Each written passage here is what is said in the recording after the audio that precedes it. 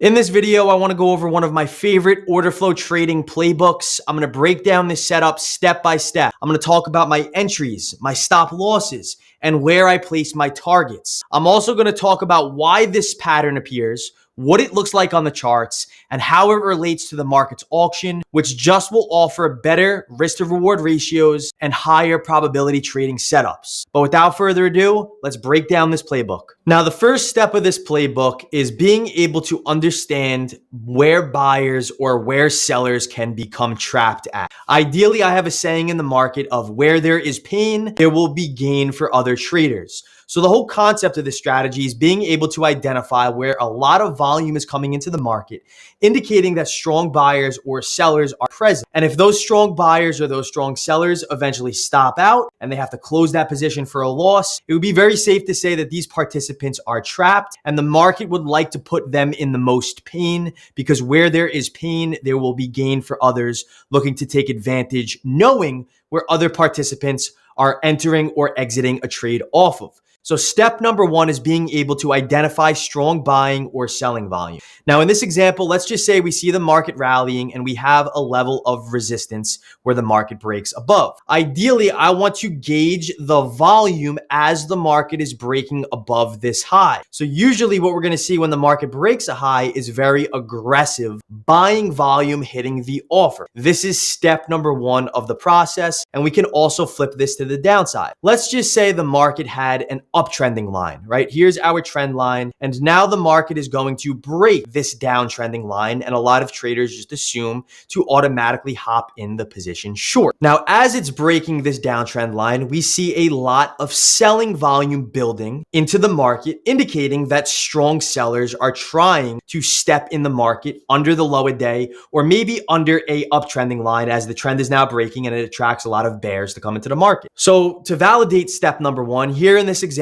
we could see the market beginning to rally, and we can note all of these green bubbles, which in simple terms just means that there's a lot of trades hitting the offer or a lot of aggressive buying volume, just denoted by these large green bubbles, indicating a lot of strong trades are hitting the offer, aggressively buying from sellers as the market is breaking out. Now, this is step number one of this pattern, is just identifying strong volume in one direction of the market. Step number two is looking for the opposite side of participants to take control. So let's just say we see the market rallying and it's breaking out above this level of resistance. And as it's breaking out, we see what we saw in the previous slide of strong aggressive buyers buying above, let's just say, let's call this a high a day. So once we validated point number one, we then look for the opposite side opponents or the opposite side participants. In this context, it would be sellers, to then step into the market and start taking control. So ideally now, I would like to see a lot of selling volume step in after we've identified a strong amount of buying volume coming into the market. So in the same example, we have all of the green buying volume. We could see the volume also increase. And now we start seeing some selling blocks coming in, which just indicates a large amount of aggressive selling,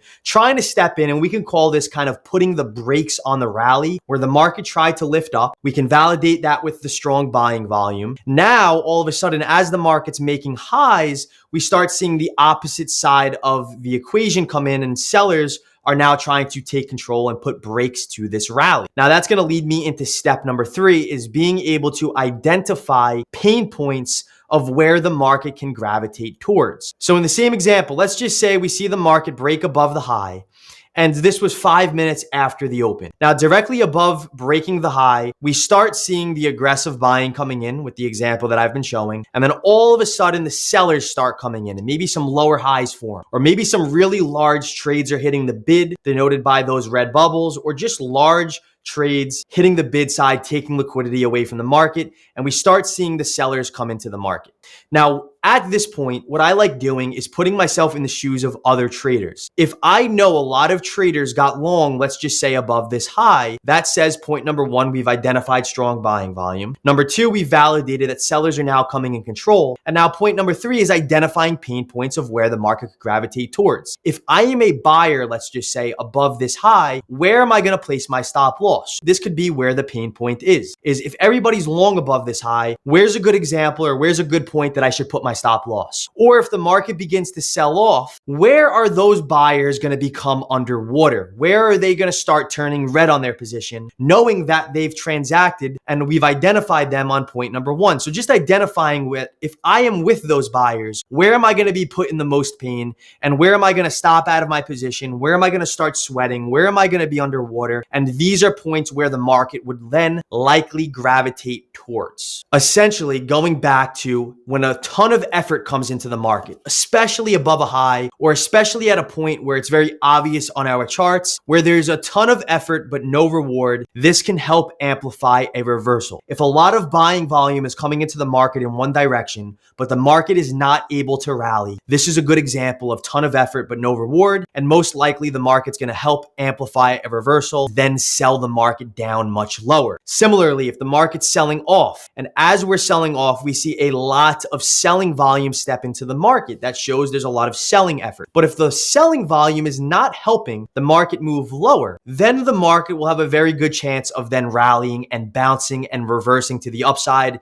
because these traders are showing a ton of effort, and participants knowing this, where there's a lot of effort but no reward, the market will like putting these traders in pain and validate a solid reversal. This was a 4.2 to 1 realized risk to reward ratio. I was risking $1,500 to make a $6,300 profit trading the S&P 500 futures.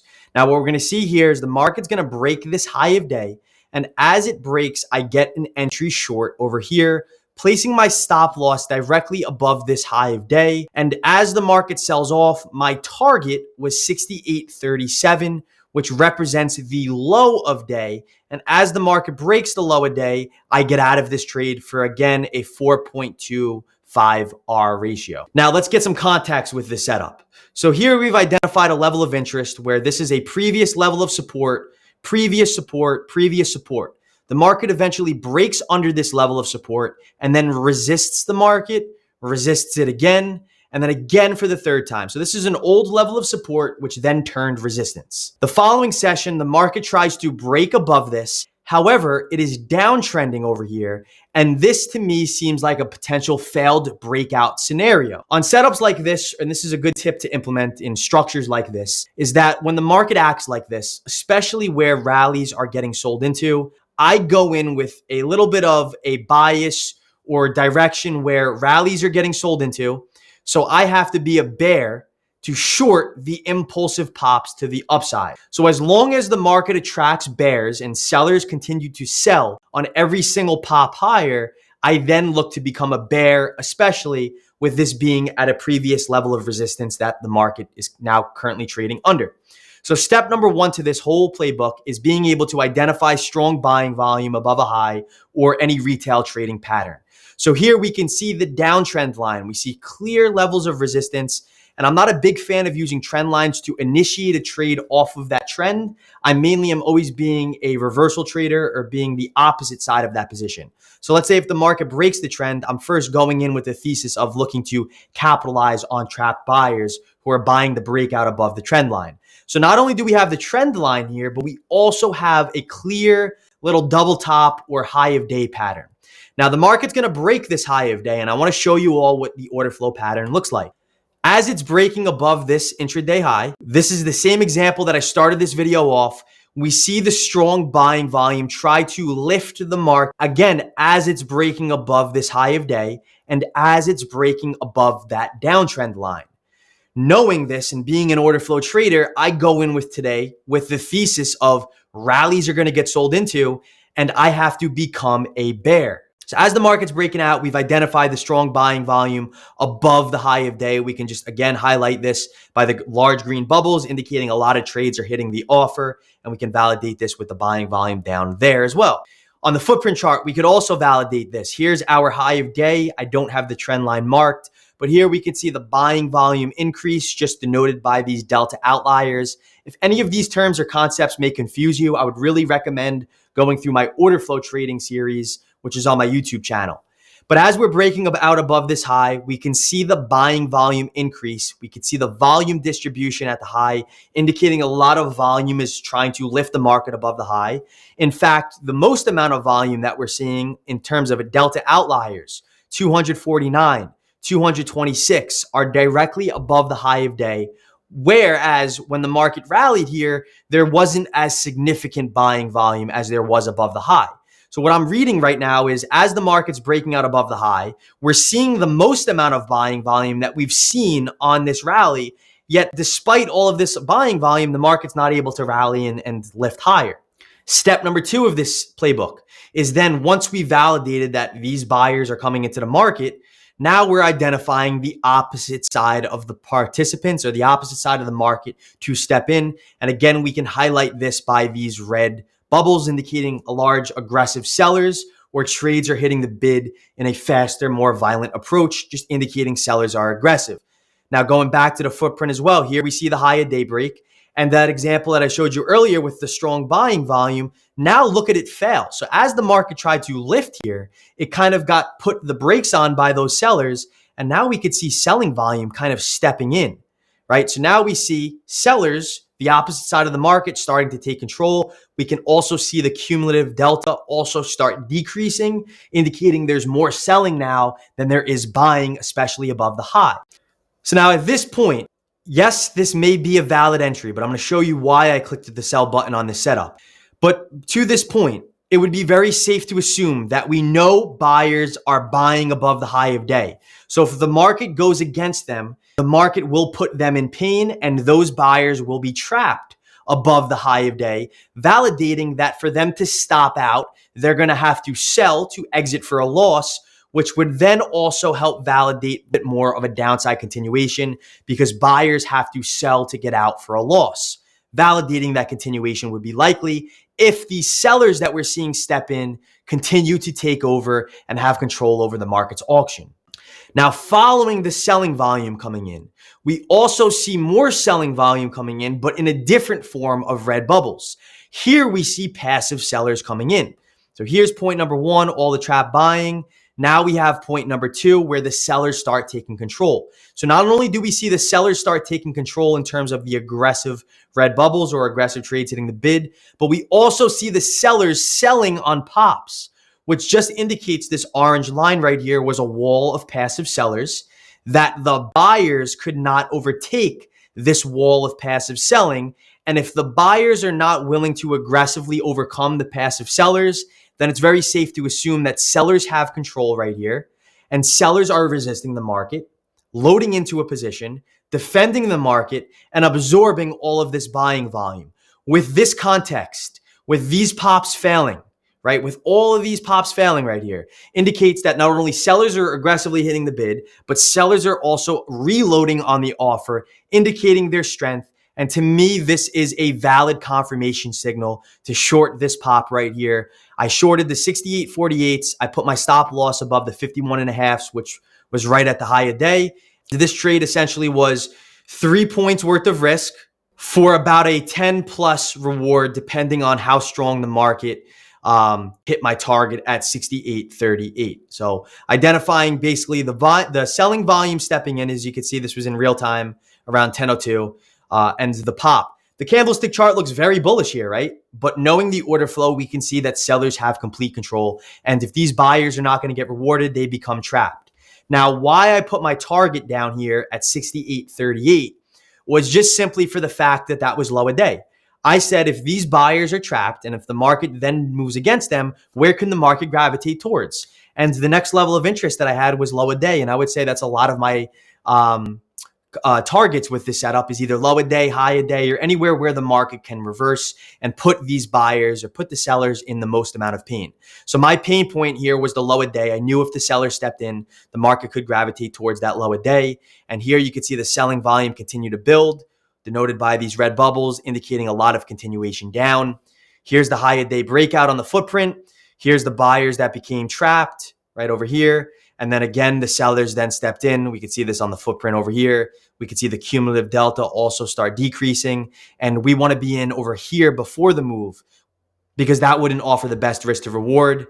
And this trade again was a 4.25 to 1 R multiple, or a $6,000 profit. Before we get to the next example, if you're still following along, take a minute, follow me on my Instagram. I'm going to post a link for this in the description below at InvestiTrade, because on here I post daily trading recaps along with really good trading tips and tricks that I guarantee you're not going to find anywhere else on the internet. Again, the link for this is in the description below. But what could make this strategy better? And this is implementing my CLC rule. This is context. What is the structure in the market? Is the market balanced? Is it imbalanced? Are we seeing a rejection of a key level? What is the context of the market? Is it at a level of interest? Is it in the middle of the range? Where is the location of the setup? And then what is the confirmation? Are buyers or are sellers trapped here? In that example, we saw the context was the market was essentially breaking that downtrend line, and it was breaking a high a day. Combining context and location, we had the market breaking down of that downtrend line, right? The market was breaking out above that. We saw that strong buying volume. But on top of that, we had that level of supply, that old resistance level. So we had two different pieces of context and location. We had an old level of supply. We had the downtrend line breaking. And we had the context of scenarios like this. I like shorting impulsive moves up, where buyers are attracted to buying a breakout in a market that is not a breakout market. And then the confirmation of that setup was just simply finding those buyers becoming trapped, seeing the selling volume come in, and capitalizing on the pain points and bringing the market down much lower. Here we can see another example. This was a little under a 4 to 1 risk to reward ratio, a $10,000 profit. And what we're going to see here is a balanced range. Again, this is where using the CLC rule makes the setup better. The whole concept of the strategy is not just simply buying or selling, because we see a lot of volume coming into the market and reversing it right away. When you implement context, confirmation, and location, the CLC rule, this is just what amplifies the setup and makes it a lot better. So in this example, we can see a balanced market. In a balanced market, what I like doing is playing the outside of the range. Now, I'm considering making a video specifically on balanced markets. If you think I should, let me know in the comments. I could record it and post that to my next video. So essentially here, we see the market pretty balanced. And the idea here is we want to fade the extremes. So here we see the market breaking the pre-market low. And as it's breaking it, I want to observe the order flow. Not only are we breaking the pre-market low, we are also breaking the previous intraday low. So we have pre-market low breaking and intraday low breaking. Now, while this is happening, step number one is identifying strong buying or selling volume. Here we can see this strong selling volume building. And again, this is directly under the low of day. Context and location is very important. On the footprint chart, we can see over here the strongest amount of negative delta breaking under the low of day as well, indicating that traders are very aggressive under that low of day. Now, following this selling volume, again, the low was somewhere like around here, we start seeing the buying volume come in, right? We start seeing buyers come in, and think about it. If sellers are transacting here, and they're selling the market, anticipating it to move lower, and then if all of a sudden buying volume comes in, think about it. Put yourself in the shoes of other traders. These guys are going to become trapped. When I see this and I see this buying volume then step in, here the market broke under the low a day, broke under the pre-market low, reclaimed in the range. The buying volume then stepped in where I was able to get long, and I targeted that little high of the session. And all this is just being able to read the volume in the market, knowing where other traders are trading at, and knowing if the market goes against them with all their effort and they're not getting rewarded, it will most likely put them in pain, and we can look to capitalize on this reversal where these traders are put in the most amount of pain. Now, if you got any value out of this video, I would appreciate you hitting the thumbs up button. Also, check out the links in the description below of this video. For those asking, the InvestiTrade Academy is now officially open for applications. But other than that, if you have any questions, comment them. If you're new to my channel, hit that subscribe button, and I'll see you on the next one. Peace out.